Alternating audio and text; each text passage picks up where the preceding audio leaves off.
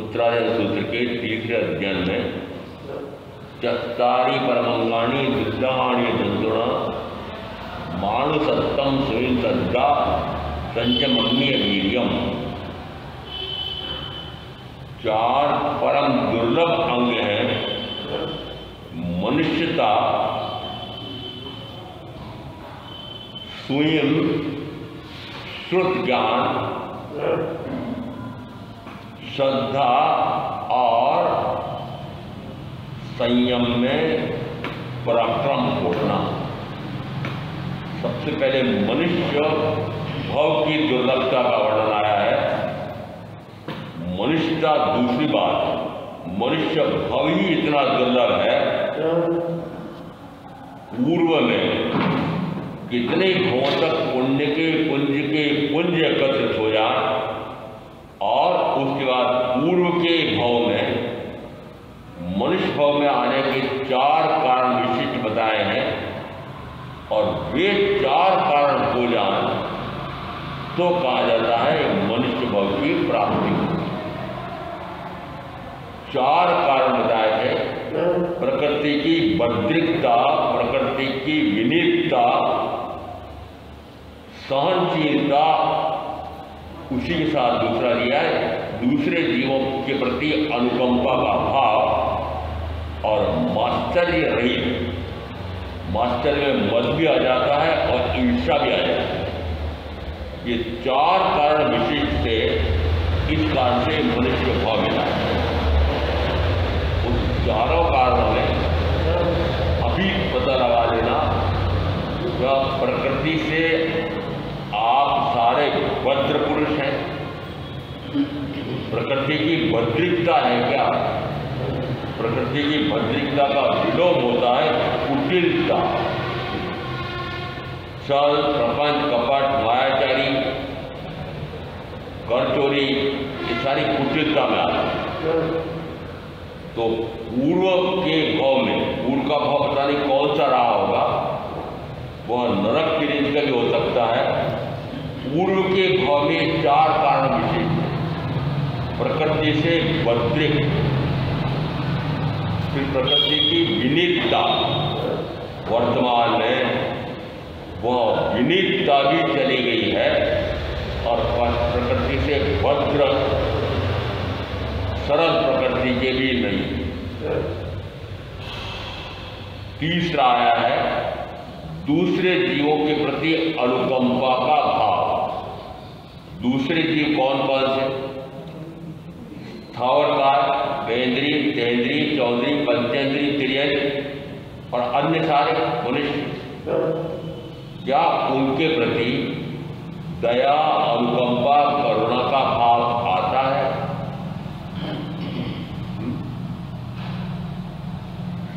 आजीविकोपार्जन के लिए, 5 इंद्रियों के भोगों की प्राप्ति के लिए कितने जीवों की हिंसा विराजना हो? आपको अनुमान हो ना हो इसलिए कराओ कि अनजाने में किया हुआ पाप नहीं है, ऐसा मत समझ लेना। यदि आपने अबोधता में, गर्भावस्था में, स्वप्नावस्था में यदि पाप किया है तो पाप नहीं, पाप ही। यदि यह कहो, कानून की बात बता रहा हूं, जितने कानून राज्य सरकारों ने उस राज्य के लिए, फिर कितने ही कानून केंद्रीय सरकार ने,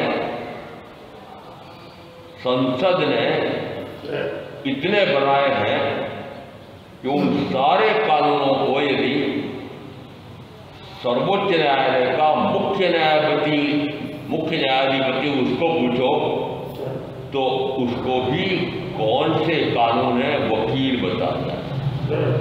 अर्थ क्या निकलता है? मेरे प्रकरण में इस प्रकार का कानून लगता है तो कानून बताता कौन है? वकील बताता है।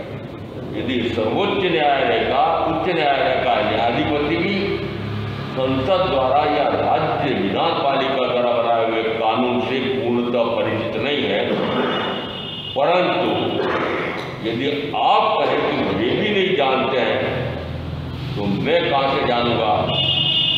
और मैंने जो अपराध किया है मुझे पता नहीं था कि वह अपराध था। माफ नहीं, माफ हो जाएगा? नहीं होगा, नहीं होगा। यदि ये तो सामाजिक व्यवस्था के संबंध के कानून हैं, परंतु यदि ये आध्यात्म है जिसको हम कहते हैं पाप है, यदि आप पाप की प्रवृत्ति में लग रहे हो और आप कहेंगे मुझे नहीं पता था कि ये पाप है, तो क्या पाप नहीं है? पाप ही क्या अज्ञानता की छूट है? नहीं। वस्तुतः हमारे यहाँ तो हर तरह के दार्शनिक हुए हैं, अज्ञानवादी भी हुए हैं। अज्ञानवादी मानते थे कि जानो मत कि कौन सा कार्य अपराध है, कौन सा कार्य हानि पहुंचाने वाला है, जानो ही मत। यदि कानून में भी कहा जाता है तो जान लिया कि यदि मैं इस दूसरे व्यक्ति को मार तो रहा हूं, पर इतना बचाव करके मारूं कि मैं कानून में फंसू नहीं, तो फिर वह कानून में फंसू नहीं इस प्रकार का यदि ध्यान में रख करके वार करेगा, कर पाएगा? नहीं कर पाएगा। यदि मैं ऐसे मारूं तो ये सामान्य चोट का अपराध बनेगा, ऐसे मारूं तो गहन चोट का अवसर बनेगा, ऐसे मारूं तो वह हत्या का कारण बन जाएगा। यदि इन सारे कारणों का विचार करके और फिर वह दूसरे के प्रति आक्रमण करेगा तो कर पाएगा? नहीं कर पाएगा। इसका अर्थ क्या है? और ये है जो अपराध होता है वह अपराध वस्तुतः यह मानता है कि वह तो जानता ही नहीं, और जिस समय वह अपराध कर रहा है उस समय मानो कि वह अज्ञानता भी कर रहा है।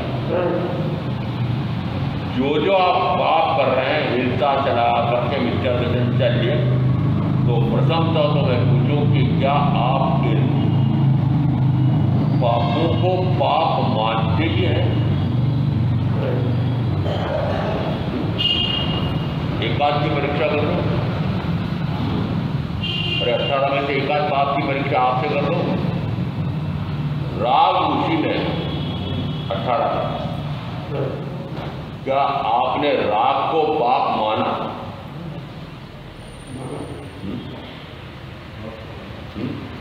नहीं माना?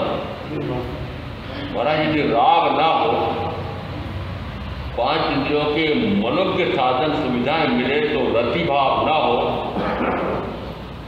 तो हमारा दाम्पत्य संबंध कैसे चलेगा और हमारा परिवार कैसे चलेगा? बिना राग के परिवार चल सकता? आना से बोलो, बिना राग के परिवार चलेगा? बिना रति के 5 इंद्रियों का भोगों का मजा आएगा? 5 इंद्रियों के भोग यदि मन भावन मनोज्ञ मिले तो रति भाव आता है, अमनोज्ञ यानी मन भावन न मिले तो उसे अरति भाव कहा है। ये 16वां पाप है रति अरति। पता है क्या? ये पाप है। अच्छा, जानते हो, जहर खाते हो, पता है ये पाप है, और पता है और पाप है कर रहा है, तो फिर उसकी दुगनी सजा। किसी को पता है तब किस प्रकार का पाप कर रहे हो? वस्तुतः जानबूझ करके कोई पाप नहीं करता है, तो क्या अनजाने में किया हुआ पाप पाप नहीं है? पाप नहीं। अबोध अवस्था में किया हुआ पाप पाप नहीं है? 60 वर्ष के उम्र वाले बच्चे को न्यायालय या कानून दंड नहीं देता है, तो 60 वर्ष की उम्र में गर्भावस्था में यदि वो पाप का भाव करता है, पाप का कार्य करता है, तो क्या उसको पाप कर्म का बंधन नहीं होगा? होगा। होगा। होगा कि नहीं होगा? होगा। तो अब यदि कहो कि माता मैं तो मुझे तो पता नहीं कि पाप है, मैं तो इसको बहुत अच्छा मानती हूँ, अच्छा मानता हूँ। जिस समय सास को पता लगता है बहू के 3-4 महीने चढ़ गए हैं, बहू अपने अड़ोस पड़ोस की सारी बहनों को, सारे नगर के बहनों को निमंत्रण देती है, फिर अपने बहू को बढ़िया नीला धुला करके वस्त्रालंकार से सुसज्जित करती है, फिर ढोल धमाके आते हैं और पूरे गांव में वह जुलूस निकालती है। आना तो बोलो बहनों, पद्धति खत्म हो गई क्या? अरे पद्धति नहीं है क्या? है नहीं, कैसे है? अरे गाँव में नहीं फिरते तो मोहल्ले में फिरते हो, और नहीं तो सगे समझने को बुला करके तो जश्न मनाते ही हो कि मेरे बहू के बेटा या बेटी होने वाला है। प्रसन्नता का विषय है क्या?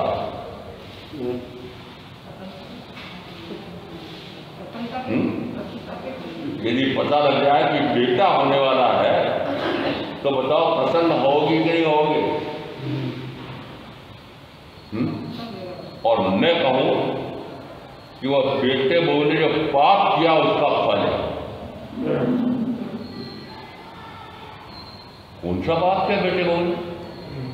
मृत्यु से उनका पाप सबसे बड़ा पाप, तो पाप का फल है ना। अब पाप के फल को आप जश्न मना रहे हो, समारोह कर रहे हो, तो आप पाप को दुगुना तिगुना 10 गुना कर रहे हो कि पाप भी किया है और उसके बाद में प्रसन्न हो रहे हो, तो फिर उसका जश्न मना रहे हो, मिठाइयाँ बांट रहे हो, तो पाप गौन से गौन होता है, पाप गौन से गौन होता गया। और कुछ नमूने बता दूं? अरे 18 प्रकार के पाप के नाम तो याद होंगे। यदि नाम याद है आपको और फिर भी इसी प्रकार का पाप कर रहे हो, और तो इसका अर्थ है कि आपको पाप से डर ही नहीं, आपको पाप का फल दुर्गति है, आपको दुर्गति से भय क्यों नहीं है? महाराज मैंने सुना है, आगमों में भी आया है, यह जीव अनंत बार नरकों में जाकर के आ गया है, अनंत बार तीर्थ गति में जाकर आ गया है।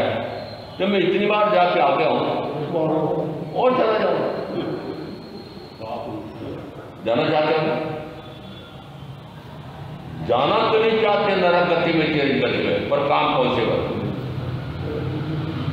काम कौन से करते ये बताओ? काम तो वही कर रहे हो कि जिसका फल प्रथमतः नरक गति और मंदताओं पापों की तो तीर्थ गति। इस अर्थ है काम सारे उल्टे पुल्टे कर रहे हैं। प्रवचन सुनता हूँ, सुनती हूँ, वह स्वाध्याय भी करती हूँ, स्वाध्याय भी करता हूँ। अरे वो स्वाध्याय और प्रवचन श्रवण किस काम का कि सावधान हुए ही नहीं, पाप भीरू बने ही नहीं, भाव भीरू बने ही नहीं। जब पाप भीरुता आई, पाप से भय लगता है क्या? मुझे तो पाप से भय बहुत बचपन में सिखा दिया गया। मुझे याद है जिसमें चलते चलते दौड़ते दौड़ते यदि गिर पड़ा और रोने लगा, जीजन का देख देख चीटी मर गई, देख देख चीटी मर गई, वो तो बहलाना था। यदि वास्तव में चीटी मर गई तो फिर वो कहती अब ये चीटी मनुष्य बनेगी और तू चीटी बनेगा और फिर तेरे को मारेगी। क्या सिखाया मुझे? क्या सिखाया? किसी ने पाप किया, कब सिखा दिया? कब सिखा दिया? इतनी छोटी सी उम्र में सिखा दिया कि दूसरे जीवों की हिंसा करेगा तो पाप कर्म पड़ेगा और तेरे को भी उसी प्रकार से वापस दुखी होना पड़ेगा। आपको भी तो मां ने हो सकता है सिखाया होगा, याद रखा? याद रखा? याद रखा होता तो फिर बड़े होने के बाद पाप जो और अधिक होते चले जा रहे हैं, जैसे जैसे बड़े होते जा रहे हैं, जैसे जैसे परिवार बढ़ रहा है, जैसे जैसे भोग साधन बढ़ा रहे हो, पाप अत्यधिक बढ़ते चले जा रहे हैं, सीमा ही नहीं। क्या आपने पाप की सीमा की? पाप की गहनता उसको घटाई और पाप जितने जितने गाढ़ होंगे, उदाहरण दिया था मैंने गांगे अणगार का 9:31 में पूरा उद्देश्य 32, और उन्होंने पूछा था भगवान से नरक गति में जीव क्यों जाता है? तो पाप की गहनता से, गाढ़ता से, गूढ़ता से इतने शब्द आए हैं, और ऐसा करने से वह नरक गति में जाता है। तो अब मैं आपसे पूछूं कि क्या आपके पाप मंद हो रहे हैं कि गाढ़ से गाढ़ कर रहे हैं? पति और पत्नी बन गए, और अब परिवार की शिक्षा, माता पिता की शिक्षा, सास ससुर की शिक्षा क्या मिलती है? आपस में खूब प्रेम रखना। अरे जिस समय शादी हुई थी उस समय बहनों बताओ, माता पिता ने कहा था कि नहीं कहा था? और आप भाई बताओ, आपके माता पिता ने कहा था कि नहीं कहा था कि इस पत्नी से खूब प्रेम रखना? सिखाया था? आना तो बोलो, सिखाया था खूब प्रेम रखना। फिर आप क्या करते हो? अरे साफ साफ बोलो ना, बोलो करते हो? खूब प्रेम रखते हैं दोनों, या तो खूब प्रेम रखते हैं या खूब लड़ते हैं, दोनों ही पाप है। खूब प्रेम रखो तो भी पाप, और खूब अप्रेम द्वेष करो तो वह भी पाप। राग पाप है, द्वेष पाप। हमारे एक उपाध्याय श्रवण सिंह, देखो ये तथ्य है तो तथ्य मैं बोल सकता हूँ। मैंने तो उनके विरुद्ध आचार्य भगवान के वहाँ पूरी शिकायत लिख के गई। उन्होंने जांच भी कर ली और पाया भी गया कि अपराध कर रहे हैं, मेडिकल सेवन का अपराध हो रहा है इनका।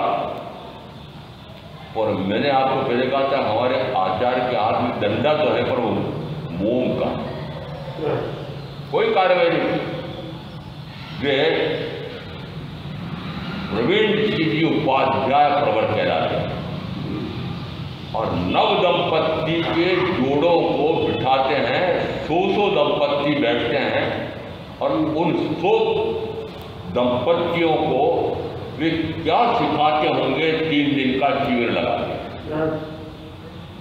आप बताओ क्या सिखाते? मैं बताऊँ?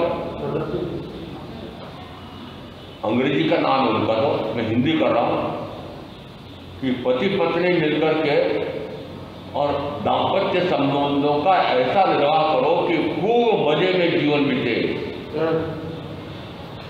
खूब मजे से जीवन बीते। क्यों? क्योंकि तुम लड़ोगे झगड़ोगे तो वो पाप होगा, क्लेश करोगे तो पाप होगा। तो ये सिखाया, तुम पति पत्नी आपस में क्लेश मत करना, लड़ाई झगड़ा मत करना। बड़ा अच्छा उपदेश दिया, पर साथ में क्या सिखाया? दोनों बड़े प्रेम से रहना। और फिर मैं पूछ रहा अब आपको कि पति पत्नी बड़े प्रेम से रहेंगे तो क्या करें?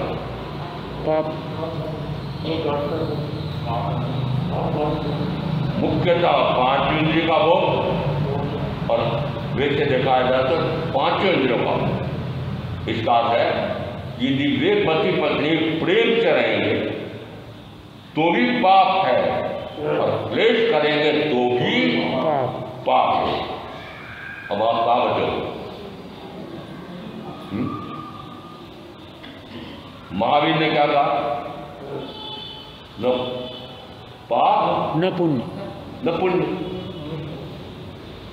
न पाप न पुण्य, न राग न द्वेष, न राग न द्वेष। न द्वेष।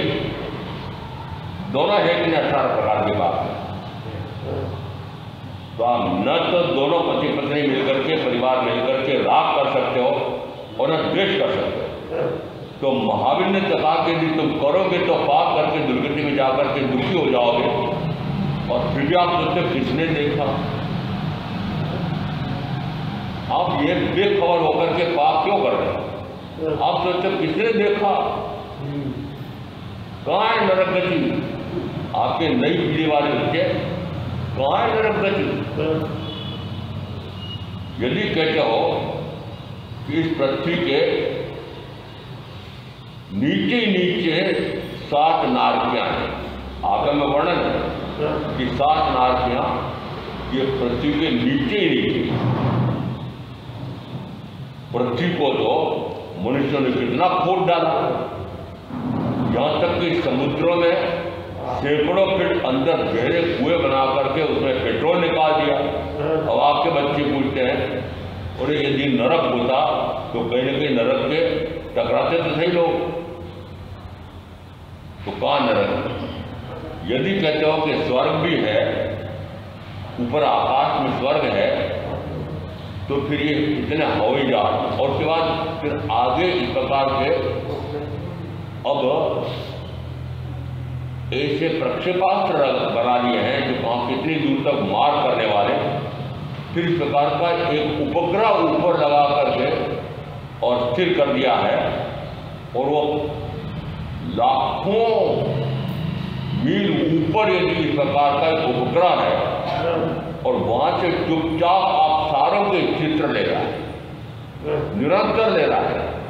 मैं यहाँ तक कह सकता हूँ कि अभी ये दिवाकर भवन में जो सभा हो रही है उसमें मैंने बोल रहे हैं, आप सुन रहे हो, आप स्वयं वो चित्र देख सकते हो आपके मोबाइल। तो आपका बच्चे क्या कहते हैं, यदि आकाश चीर दिया मनुष्य है तो फिर स्वर्ग होता, उनके विमान टकराते तो सही। तो न नरक है न स्वर्ग है, जो कुछ है बस इस भाव में है, जो कुछ है बस इस भाव में है। इसलिए आपके बेटे बेटे आपको सलाह देते हैं, दादाजी किसने देखा, दादी जी किसने देखा स्वर्ग, किसने देखा नरक, इसलिए खाओ पियो और मजा करो, खाओ पियो मजा करो। उसके लिए एक पूरा मत भगवान महावीर के समय में भी था, बृहस्पति उसके आचार्य थे।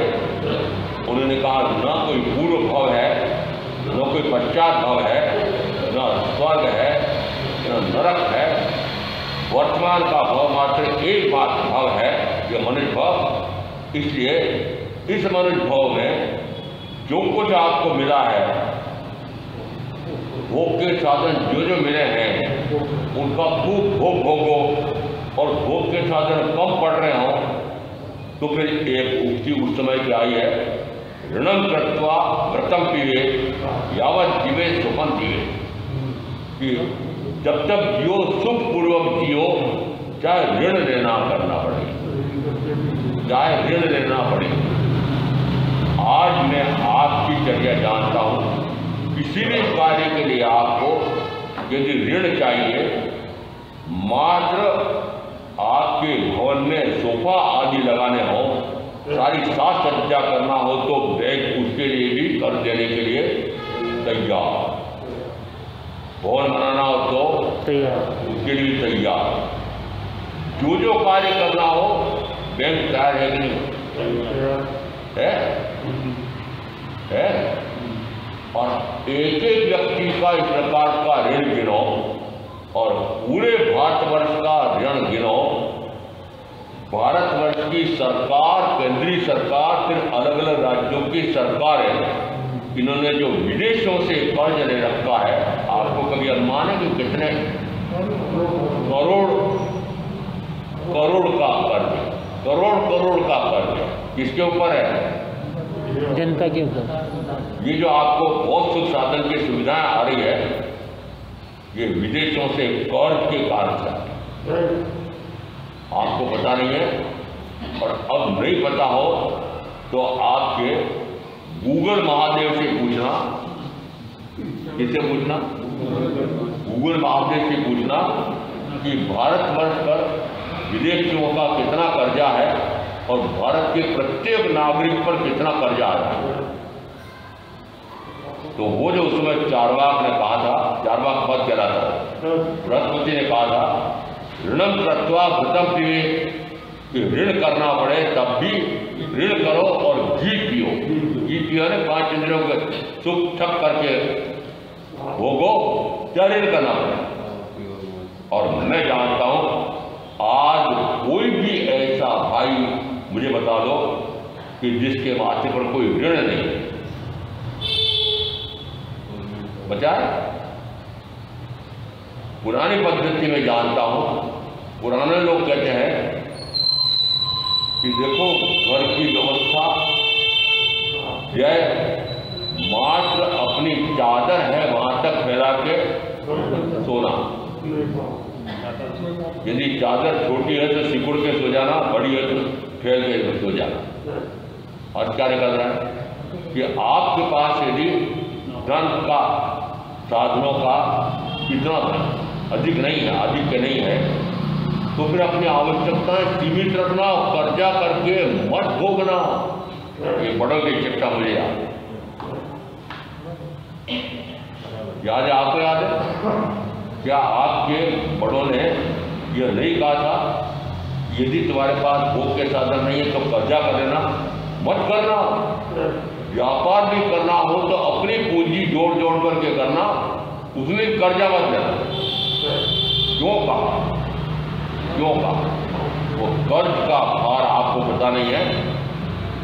चक्रवर्ती ब्याज समाप्त हो गया कहा जाता है, परंतु यदि आप ब्याज नहीं चुका सकते हैं तो एक वर्ष बाद वह ब्याज की राशि मूलधन में मिल जाएगी और फिर उस पर ब्याज।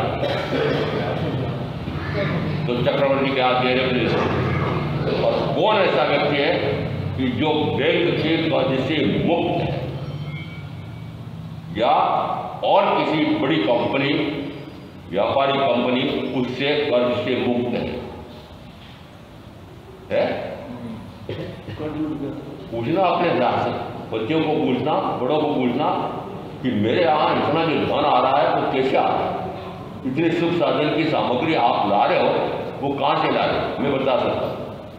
या तो वह छत कपट करते हैं, चोरी करते हैं, कर चोरी करते हैं, या फिर उधारी करते हैं। अभी तो खाओ पियो मौज करो। किसने देखा? न जाने कब सरकार कर्ज माफ कर देगी। हुआ भी न जाने। बनियों ने इन किसानों को, ग्रामीणों को बहुत लूटा है। ये जो कर्ज देते हैं, ब्याज पर ब्याज जोड़ते जाते हैं, तो जिन्होंने कितना कर्ज दिया है उसका दुगना तो उन्होंने वसूल कर दिया ब्याज।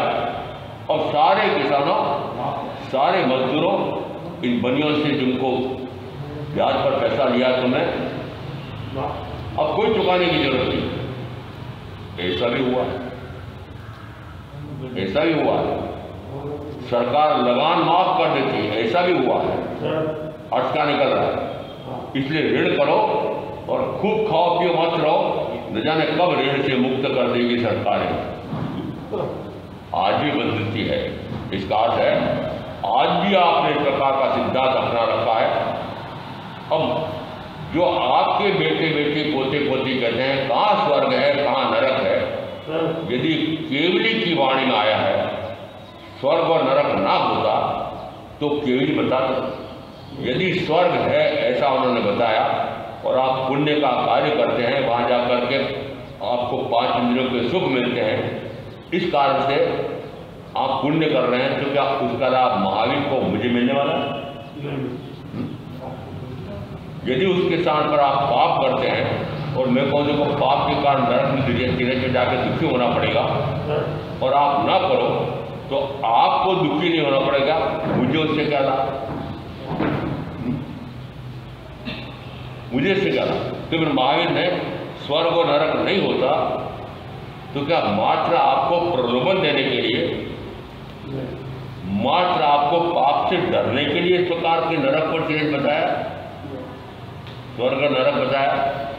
वस्तुतः चारों गतियां मानने वाले और भी धार्मिक हैं। चारों प्रकार की गतियां हैं। कुछ ऐसे हैं कि मात्र ये तिरंज और मनुष्य दो प्रत्यक्ष दिखाई देते हैं, बस ये दो ही गतियां मानते हैं।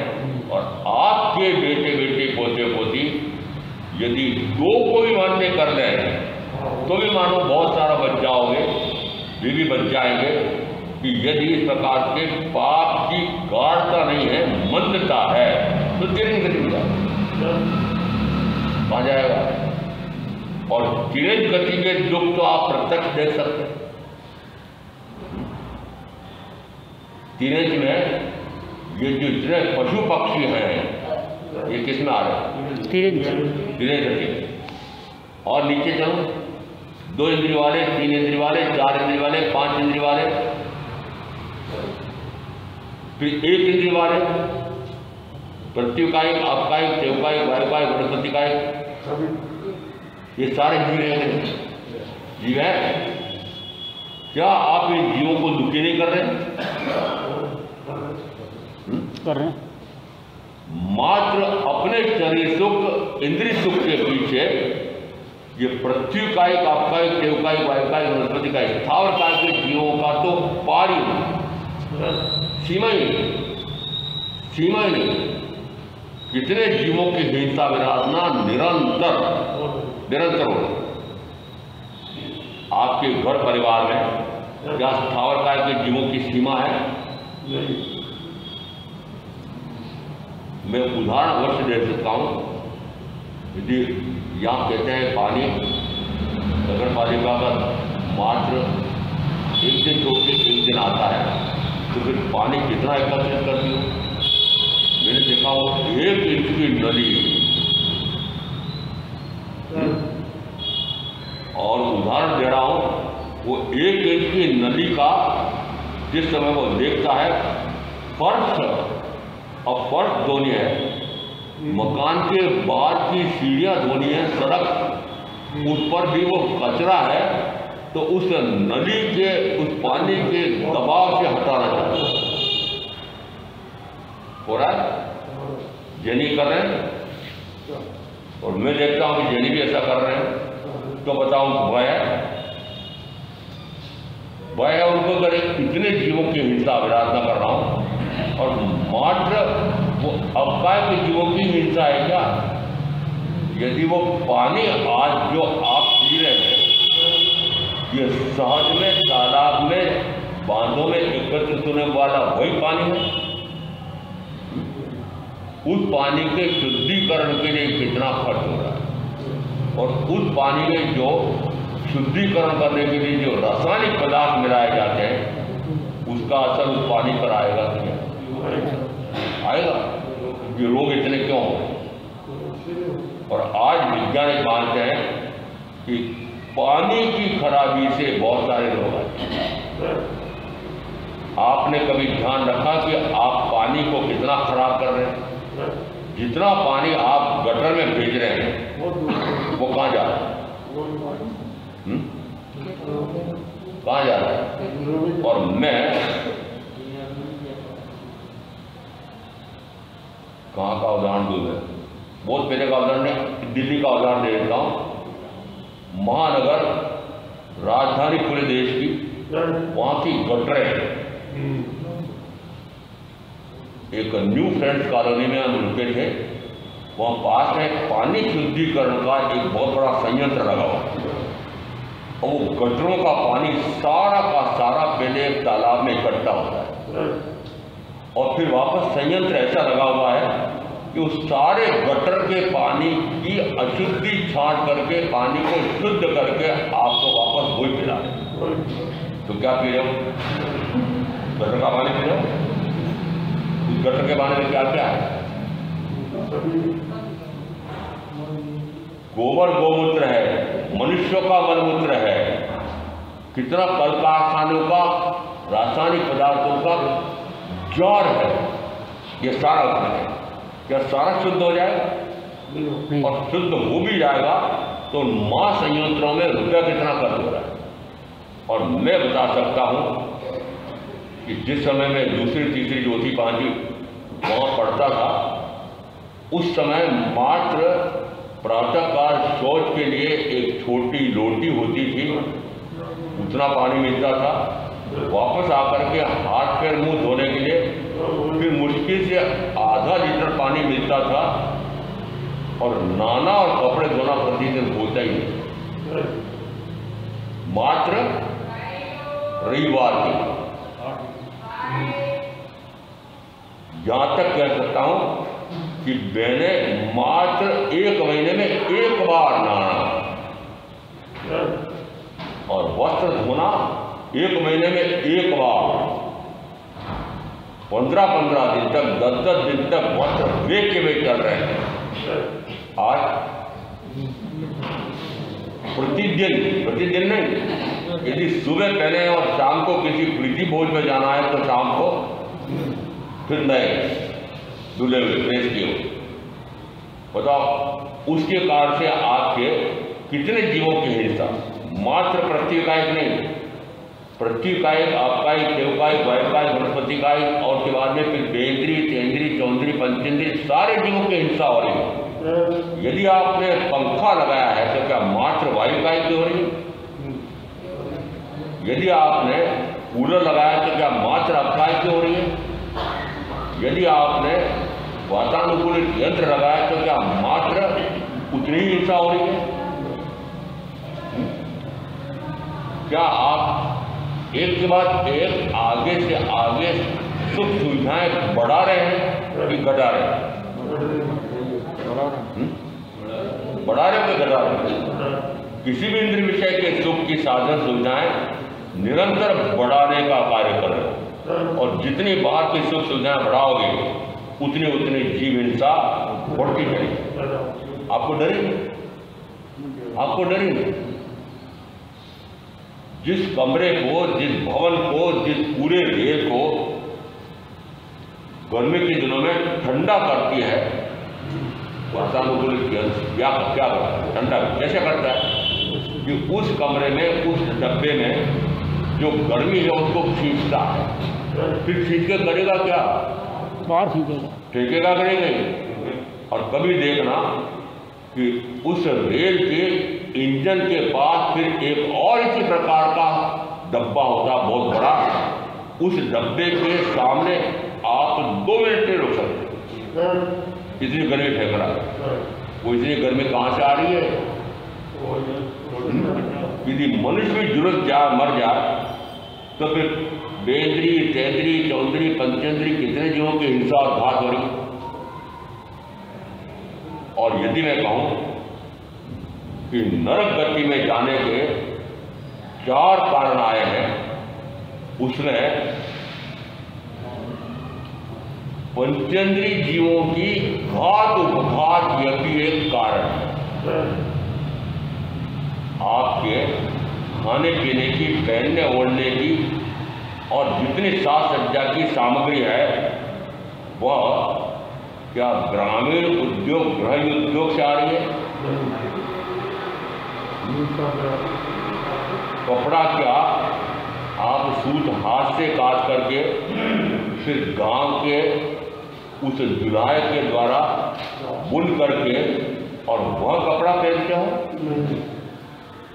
न्यूनतम हिंसा, जिसमें कपास किसान ने स्वयं पैदा किया है, उस कपास को छोटी एक मशीन बना करके उसमें से विनोले छाटे हैं, फिर रुई को एक धनगर ने बीजा है, फिर किसी ने पुनिया बनाई है, पुनिया ट्राउल जैसे, और फिर किसी ने सूत काटा है, फिर सूत काट करके किसी जुलाई ने कपड़ा बनाया है। सारी प्रक्रिया में जीवों की हिंसा न्यून से न्यूनतम। और आज जो आपको अनुमान है, मुझे पता है कि जो पहले हम लोग मैनचेस्टर का उदाहरण देते थे कि जो कपास या रुई यहाँ से वो 1 रुपये में ले जाते हैं, वो मैनचेस्टर की कपड़ा मिल में वहाँ से वही रुई 100 रुपये का कपड़ा बन करके यहाँ पर आती थी। तो महात्मा गांधी ने बहिष्कार किया, विदेशी वस्त्रों का बहिष्कार, पूरी जगह। आज आप विदेशी वस्त्र पहनना पसंद करते हैं कि देशी? आज आप विदेशी वस्त्र अधिक से अधिक भोगना चाहते हैं कि देशी? यदि सेब फल, अमेरिका का आया हुआ सेब फल चाहिए मुझे, यहाँ का हिमाचल प्रदेश का, कश्मीर का वो नहीं चाहिए है? समझ में आ रहा है? और जितनी जितनी अधिक से अधिक चीजें इस प्रकार से आप विदेश में मंगाओगे, कंगाल हो जाओ, पक्का कह रहा हूं। और मैं स्वास्थ्य की अपेक्षा से कहता हूं कि जिस स्थान पर आप जन्मे हैं, जहां पर आप रहते हैं, उसके आसपास जो खाने पीने की वस्तु पैदा होती है, फल सब्जियां, वही शरीर को पुष्ट करने के लिए सबसे उत्तम हो। जितना दूर से मंगाओगे वो हमारे लिए हानिकारक है। ये बातें क्या ये आध्यात्म है? मैंने कहा हाँ। क्यों आध्यात्म है?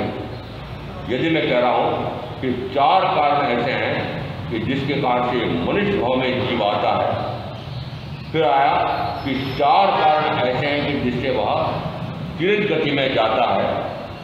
ये मनुष्य होकर के आ गए हो, मनुष्य भाव में गया है, तीर्थंकर की वाणी और सदगुरु का योग मिल गया है, तो अब उसके बाद फिर दुर्गति में जाऊं? क्यों जाऊं? मैं तो इतनी उन्नति करके आया हूं कि एक भाव करके मोक्ष चला जाऊं, तो फिर मैं अन्य 4 गतियों की बात नहीं क्यों सोचूं? मुझे तो जाना ही नहीं, मुझे तो मोक्ष जाना सीधा। इस बात है, यदि आपका इस प्रकार का लक्ष्य ही नहीं है, क्या आपने मोक्ष का लक्ष्य बनाया? एकमात्र मोक्ष का लक्ष्य बनाया, मात्र मोक्ष और कुछ नहीं चाहिए ऐसा लक्ष्य बनाया? नहीं। आपने लक्ष्य बनाया 5 इंद्रियों की खूब सुख सुविधाएं सामग्री जुटे और 5 इंद्रियों का अच्छा करके मैं भोग भोगूं, चाहे भाई हो चाहे बहन हो, सारों का लक्ष्य है। इस बात यह है कि यदि इस प्रकार से आप 5 इंद्रियों का सुख साधन जोड़ेंगे बिना हिंसा के, बिना पाप के, और जितना जितना पाप यदि सुख साधन आप अधिक से अधिक जोड़ेंगे भोगेंगे तो उतना अधिक पाप से पाप बढ़ता चला जाएगा, और पाप बढ़ता चला जाएगा तो नरक, पाप थोड़ा सा कम होगा तो धीरे। इस कार्य है कि मनुष्य भाव लेकर के और मुक्ति का साधन मिल जाए, इस प्रकार का भाव प्राप्त हो गया है। और अब यहाँ पर पाप, और अब बता रहा हूँ मैं कि तीव्र गति में जाने के क्या कारण है। तो कहा ये तीव्र गति के जीव आड़े तिरछे चलते हैं। आप जैसे चलते हैं वैसे वो चलते हैं, आप जैसे खाते हैं वैसे खाते हैं नहीं है। इस अर्थ है कि आड़ा तिरछा चलता है, इस अर्थ है कि आप भाई जो आड़े तिरछे टेढ़े मेढ़े कार्य करते हो, कौन से करते हो? छल, प्रपंच, कपट, मायाचारी, आगे बोल दो, कर चोरी, सारे कर रहे हो, सारे कर रहे हो। कहाँ जाओगे? कहाँ जाओगे? तीव्र गति में जाने के कारण आए हैं कि वह इस प्रकार से प्रथमतः दूसरे जीवों की हिंसा करता है, दूसरे जीवों की हिंसा करता है। और सीधा सीधा हिसाब है, मैंने अभी बताया आपको कि जिस जीव की हिंसा करते हैं आपको वापस वही जीव बनना पड़ सकता है। और मैंने अभी कहा आपको कि आपकी जितनी वस्तुएं आ रही है वो पंचेंद्रीय जीवों की घात चाल, जो बड़े बड़े कारखाने हैं। सामान्य उदाहरण देता हूँ, एक चावल मिल है, मैं प्रत्यक्षदर्शी अनुभव कर से बता रहा हूँ कि बिहार किया तो मुझे किसी ने कहा महाराज मेरा 10 किलोमीटर दूर जो है चावल मिल है और उसमें मेरा कार्यालय बना हुआ है, आप एक रात्रि वहीं विश्राम कर लेना, वहाँ पगली हो जाएंगे, मेरा तो कारखाना पवित्र हो जाएगा। मुझे जंगल जाना था तो उन्हें कहा महाराज वो पीछे हमारे एक ढेर पड़ा हुआ है, वो ढेर के पास खाली जमीन पड़ी, वहाँ चले जाओ। वो ढेर कौन सा पड़ा हुआ? वो जो चावल का जितना छिलका है, छिलके के साथ फिर उसका वह लाल कणी है, जो जो उस चावल के ऊपर से उतरता है, कण उतरता है छोटा और बारीक बारीक कण, वो सारा वहाँ ढेर लगा हुआ था। और मैंने दृष्टि जोड़ जमा करके देखा, छोटी मोटी असंख्य जटें। और फरीदाबाद में एक जैन का ऐसा कारखाना, वे उस कचरे से तेल निकालते, तो प्रक्रिया बताई मुझे उन्होंने कि वो सारा कचरा खरीद करके फिर वो बॉयलर में झोंकते हैं। बताओ, असंख्य जीवों को वो बॉयलर में जाते से ही मर जाएंगे नहीं, और फिर वो मर जाएंगे, उसके बाद में फिर वो जो तेल निकालेगा क्या आप उस तेल का उपयोग कर रहे हो? कर रहे हो? आपको पता नहीं कहां से आ रहा है, आपको पता नहीं कहां से आ रहा है। आप पता लगाते हैं कि क्या जो मैंने तिल भेजे हैं बच्चे के साथ तो पानी में गिरा करके लाया है, उसमें कोई पाप नहीं इस प्रकार का, ऐसा तेल काम में ले रहे हो क्या? ये तो तेल में चावल की सामग्री आपको कैसी चाहिए? साफ सुथरी, चीनी चूनी चाहिए, कैसी चाहिए? बीनना, चुनना, सुपड़ा याद है क्या? मुझे पता है जब शादी होती है तो और सारी चीजें जो देती थी वो माँ सुपड़ा नहीं देती। क्यों? सुपड़ा तो सुपड़ा साफ हो जाएगा इसको आ जाएगा, पर घट्टी घटूलियत तक याद है क्यों? वो सारे साधन क्यों देती थी कि तुम वहां जाओ तो आत्मनिर्भर जीवन जीना, ये तुम कल कारखानों के भरोसे मत जीना। ये आपको शिक्षा उस समय मुझे याद है 50, 60, 70, 80 साल पहले मिली थी। आज इसका अर्थ क्या हो रहा है?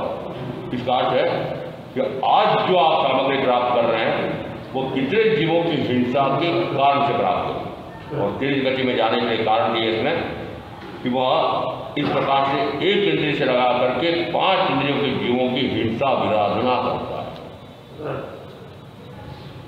तेज गति में जाने का कारण। फिर कहा वह छल प्रपंच कपट माया के ठगी करता है, फिर वह असत्य वचन बोलता है, और छोटे से छोटे यहाँ तक महावीर बड़े विचित्र हैं, कूड़ा तोड़ कूड़ा माँ तीन गति में जाने का कारण। ये ऐसा क्यों कहा कि महावीर के अनुयायियों में ये कृषि और व्यापार करने वाले भी थे कि नहीं थे? आनंद साहब की कृषि कितनी थी, समुद्र पर व्यापार कितना था, इस कारण से वो कूड़ा तोड़ कूड़ा माप को भी तीव्र गति में जाने का कारण था। अब जो सरकार ने कानून बनाया, मुझे याद है, मिलावटी सामान बेचोगे तो तुमको दंड दिया जाए, बंद हो गया। अरे सामान मिलावटी बेचना बंद हो गया क्या? नहीं। और यहाँ तक हो गया कि यदि इस प्रकार का सामान बेच रहा है और उस कारण से एक वापस इस प्रकार का एक न्यायालय बनाया, उपभोक्ता फोरम। यदि कल कारखानेदार ने वो जो भोजन की या अन्य प्रकार की वस्तु बनाई है तो उस बनाने में उसने यदि कोई खोट की है तो उपभोक्ता चुनौती दे सकता है कि मुझे हानि पहुंचाने का कार्य किया है, उसको दंड दिया जाता है। और क्या नहीं कर रहा? मिलावटी वस्तु बनाने का कानून तो बहुत सामान्य था, आपको पता नहीं कहाँ का कानून बन गया है, परंतु क्या कानून तोड़ने वाले आप बचे हुए हो कानून तोड़ने से?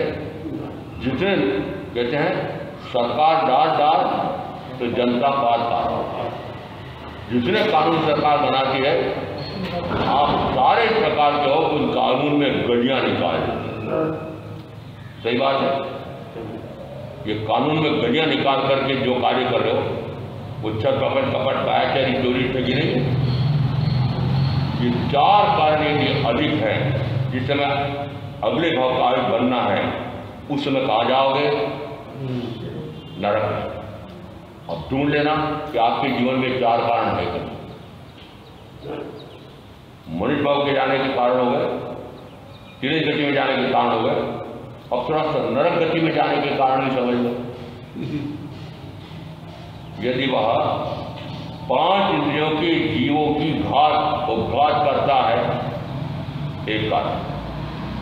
फिर दूसरा दिया, यदि वह पंचेंद्रिय जीवों का वध। फिर आगे आया, यदि वह कुपण आहार शब्द आया है, उसका अर्थ मात्र मांस भोजन ऐसा नहीं आया। मांस भोजन हो चाहे मदिरापान। आज से 50 साल पहले, कुछ वर्ष पहले, यदि जैन की सभा में साधु पाठ पर बैठकर बोले अरे तुम कम से कम मांस तो छोड़ो, अरे कम से कम मदिरा पान तो छोड़ो। तो लोग कहते महाराज क्या बोल रहे हो, क्या हम मांस बोलिए क्या, हम मदिरा पान करते हैं क्या? आज कैसे, आज कैसे? आपको पता नहीं है, आपके जो बेटे बेटी जो 10वीं के बाद बड़े बड़े महानगरों में जाकर रहते हैं, इतना प्रचार किया था अंडा व्यापारियों ने, अंडा शाकाहारी, अंडा शाकाहारी। क्यों? क्योंकि मुर्गे का और मुर्गी का मेल नहीं होता है, वो अंडा शाकाहारी। जिस समय आप देखो कभी मुर्गी खाने देखने जाओ कि अंडों का जहाँ जहाँ उत्पादन होता है देखने जाओ, ऐसे पिंजरे बने हुए होते हैं, उनमें वो इस प्रकार की मुर्गियाँ रखी जाती हैं, जिसमें मुर्गी उसको जो आहार दिया जाता है उसमें मुर्गे के जीन होते हैं और उसके कारण से वह बच्चा पैदा होता है, अंडे रूप में पैदा होता है। जैसे वो मुर्गी अंडा देती है तुरंत हटा लिया जाता है, उस मुर्गी को उसके पास बैठ कर के सेने का अवसर नहीं मिलता है, तो वह बच्चा बाहर नहीं आता है। बच्चा बाहर आ जाए तो वापस उसके पास बैठ कर के सेती है और बड़ा करती है, तो वापस मुर्गा या मुर्गी बनते हैं। ये उसका अवसर ही नहीं मिला। और आपने कभी देखा हो न देखा हो, ऐसे ट्रक मैंने देखे हुए हैं बिहार करते समय कि 3-3 खंड में वो मुर्गियाँ भरी पड़ी, और जिस समय वो मुर्गियाँ उतारी जाती है, कहाँ उतारी जाती है? जहाँ पर मुर्गियों को छील छाल करके मांस निकाल करके बेचा जाता है, वो टांग पकड़ पकड़ के दंड से फेंकते हैं, और फिर जैसे फेंका वैसे उसके सारे पंख, हमने तो नीमच के सब्जी बाजार में आंदोलन किया था, पास का पास इस प्रकार से सब्जियों के साथ ही मांस मछली भी बिकता था, तो आंदोलन चलाया, न्यायालय में मुकदमा लगाया, और वहाँ का वो वहाँ जो मांस बेचा जाता था, मुर्गियाँ मछलियाँ बेची जाती बंद कर दो। और क्या निकल रहा है कि आज मांस मछली का भोजन कितना बढ़ गया है, और आपके बच्चों का आपको पता नहीं है, वो शाकाहारी होता है अंडा ऐसा कह करके कम से कम वो शाकाहारी अंडे का तो सेवन करने लग गए। आप पता लगा रहे हो, अंडे से एक कूड़ा बनता है, आप बेसन का कूड़ा बनाते नहीं पहले, ऐसा का ऐसा कूड़ा बनता है। और जो आपके अंग्रेजी माध्यम में पढ़ने वाले बच्चे हैं, वहाँ पर मैडमें कहते हैं, जो अपने टिफिन लाए हैं कि एक दूसरे को एक दूसरा बांट करके खाओ। अब वो आपके 90% बच्चे वहाँ पर इस प्रकार के हैं जो मांस भोजी, अंडा भोजी, आप 10% जैन तो उसे 1%। जिस समय वो भोजन की अदला बदली करेगा, उस समय आप जैन बच्चे को क्या मिलेगा और उसको क्या मिलेगा? आपको मिलेगा मांस भोजी मिलेगा, क्योंकि वो आपका उसका साथी मांस भोजी, उसको क्या मिलेगा? शाकाहार मिलेगा। अब बताओ, आपने इस प्रकार से अंग्रेजी माध्यम में बच्चों को पढ़ने के लिए भेजा, महाराज अंग्रेजी का जमाना है, अंग्रेजी का जमाना है। यदि मुझे अंग्रेजी का एक शब्द भी नहीं आता हो, क्या मेरा काम रुक जाएगा? और आज मैं कह सकता हूँ, मैंने जब से कहता हूँ, जब से मेरी समझ हुई है, तब से मैंने निर्णय कर लिया कि मैं अंग्रेजी का एक शब्द नहीं बोलूँगा। व्यावहारिक में भी, यहाँ तक कि पढ़ाता था तब भी, कानून पढ़ाता था तब भी मैंने कहा अंग्रेजी का एक शब्द नहीं बोलूँगा। और प्रवचन में आप देख लेना कि मेरे प्रवचन में अंग्रेजी का एक शब्द नहीं आने देता। आंग्ल भाषा बोलूँगा, अंग्रेजी बोलूँगा, इंग्लिश नहीं बोलूँगा। इंग्लिश अंग्रेजी है, आंग्ल भाषा हिंदी है, नहीं बोलूँगा। जम्मू में छात्रावास किया था, वहाँ पर एक जैन, स्थानकवासी जैन वहाँ के, जम्मू कश्मीर के उस सरकार के शिक्षा मंत्री, वे बात करते थे, उसे हिंदी में कर ही लेते थे। एक दिन उनका बेटा आ गया प्रवचन के प्रतिकोण के बाद, वो बेटा निरंतर अंग्रेजी में बोलता जा रहा है, मैं निरंतर हिंदी में उत्तर दे रहा हूँ। महाराज आप इसको इसकी अंग्रेजी भाषा सुन करके और तो समझ रहे हो, हिंदी में उत्तर दे रहे हो, तो आप अंग्रेजी जानते तो हो, फिर आप इसको अंग्रेजी में बात क्यों नहीं करते? मैंने कहा मैंने प्रण ले रखा है, मैं राष्ट्रभाषा हिंदी का प्रेमी हूँ। आपकी प्रेम है, आपको राष्ट्रभाषा प्रेम है, और संविधान निर्माताओं ने भारतवर्ष की गणराज्य भारत की राष्ट्रभाषा राजभाषा हिंदी होगी, संविधान में जान क्या बनाया, हिंदी होगी। और अब वापस उदाहरण दे रहा हूँ, एक अंग्रेजों का दास बैठा हुआ था वही संविधान सभा में, उन्होंने कहा नहीं ऐसा मत करो, ऐसा मत करो, ऐसा करो कि राजकाज की भाषा राष्ट्रभाषा हिंदी होगी, पर 15 साल में चलने अंग्रेजी भी चलने। फिर बाद में क्या हो कि बाद में संसद जाने, वो संसद यदि वापस ये कह दे कि हाँ अब हिंदी भी चलेगी अंग्रेजी नहीं चलेगी। 75 साल कितने हो गए संविधान को? 75 साल, परंतु आज भी अंग्रेजी ही माध्यम है। उच्च न्यायालय सर्वोच्च न्यायालय के सारी पैरवी सारे निर्णय अंग्रेजी में, और यदि विधानसभा और संसद में कोई भी चर्चा होती है, कानून बनता है, उसमें आधिकारिक भाषा मानी जाएगी अंग्रेजी। और आज भी आपके बच्चे को आप भी कहो अंग्रेजी में बोलना, हिंदी के साथ में अंग्रेजी के शब्द बोल करके गर्व महसूस करते हो, दूसरों पर ये लगे दूसरों को मैं भी अंग्रेजी जानती हूँ, मैं भी अंग्रेजी जानता हूँ, तो मैं यदि अंग्रेजी का एक शब्द नहीं बोलूँ तो मुझे गंवार समझेंगे, गंवार समझेंगे।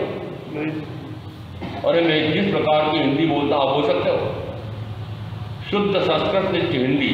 इस अर्थ है कि यदि मेरी मातृभाषा कहो, राज्य की भाषा कहो, देश की भाषा कहो, पूरे राष्ट्र की भाषा कहो, वह हिंदी है। हिंदी भारतीय हूँ, हिंदी में व्यवहार करूँगा सर। आप क्या करोगे? आपकी बेटी क्या करें? बोले अंग्रेजी का जमाना है, तो क्या हिंदी वाला मर जाएगा? यदि हिंदी जानता है तो उसका कार्य हिंदुस्तान में नहीं चलेगा। क्यों गुलाम? समझ लेना कि जिस प्रकार से आपने अंग्रेजियत अपनाई है उसका असर क्या हो रहा है? असर हो रहा है अंग्रेजियत में वहां पर क्या इस प्रकार की हिंसा की व्याख्या है? हिंसा की व्याख्या अंग्रेजों के यहाँ है? अरे अंग्रेजों के यहाँ पर मांस भोजन है कि नहीं? वो जो इनकी ईसामती है उन्होंने मांस खाया कि नहीं? वो जो मुगलों का शासन उनके वो जो मसीहा है वो मांस भोजी थे कि नहीं? महावीर सोचो हम किसके अनुयायी? यदि हमारे महावीर शुद्ध शाकाहारी और शुद्ध शाकाहारी के साथ में फिर 12.5 वर्ष की साधना में मात्र 349 दिन और उनको सुखा आहार, और उस तुलना में सोचो कि आपका आहार किस प्रकार का हो गया। और यदि मैं कहूँ कि आज जैनियों के भोजनालय में बियर शॉप भी लगी हुई है। कहाँ? जैनियों के यहाँ घरों में वहाँ बैठे भी साथ बैठ कर पी लेते, बहुए बैठ कर के साथ पी लेते। कहाँ? जितने आज आधुनिक बड़े घराने के हो गए, ये सारा वहाँ चल। इसका अर्थ है कि आज मैं कह सकता हूँ कि मांस मदिरा दोनों का कारण आपके यहाँ पर हो रहा है। पंचेंद्रिय जीवों की घात भी हो रही है और मांस मदिरा का सेवन भी हो रहा है। नरक गति में जाने के 2 कारण हैं।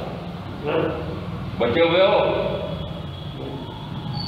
यदि आप 5 इंद्रियों की जीवों की प्रत्यक्ष घात नहीं कर रहे हो, परंतु जितनी वस्तुएं आप भोजन के काम में ले रहे हो, जो वस्त्र आदि का उपयोग कर रहे हो, जो आप घर में साधन सुविधाएं जोड़ रहे हो, वे सारी 5 इंद्रियों के जीवों की हिंसा घात करने वाले कल कारखानों से निकल कर आ रही है और आप उसका भोग कर रहे हो, तो आप उसके भागीदार हुए थे।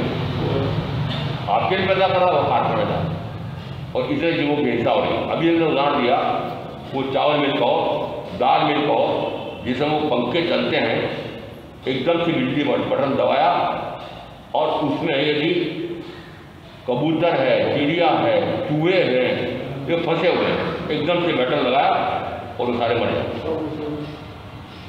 किसमें मरे वो? दाल के कारखाने में। बहनों को पूछूं, कौन सी दाल काम में लेते हो? घर में दाल करके खाते हो कि मिल के दाल खाते हो? घर में चावल कूट के खा रहे हो कि चावल मिल के चावल खा रहे हो? सारी पद्धति बिगाड़ दी। पहले तो उखड़ और मूसल भी घर में होता था, याद है? आज है और से निकल रहा है कि सारी आपकी घरेलू व्यवस्था, व्यापार की व्यवस्था ऐसी होगी कि जिसमें स्थावर कायिक, केंद्रीय, केंद्रीय, चौधरी, पंचेंद्री, संधि पंचेंद्री, 5 इंद्रियों के पशु पक्षी आदि इनके भी जीवों की हिंसा विराधना हो रही है। ये नरक जगत में जाने का कारण है।